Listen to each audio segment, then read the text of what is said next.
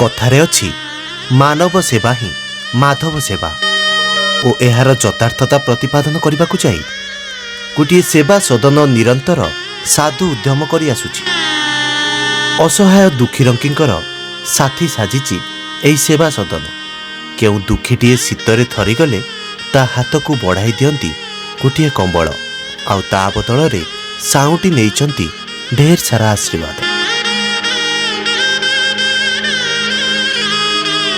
मयूरभंज जिला सुक्रुली ब्लॉक अंतर्गत माँ किचकेश्वरी मंदिर प्रांगण में माँ किचकेश्वरी सेवा सदन पक्षर समस्त असहाय और दुखी रंकी को शीत दिन में दिन काटुवा असहाय व्यक्ति मानू कंबल बंटन करिसेंती।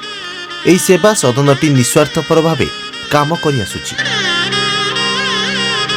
एही कार्यक्रम में अतिरिक्त तहसीलदार जतीन्द्रनाथ सेठी और सेवा सदनर समस्त कर्मकर्ता जोग देइथिले।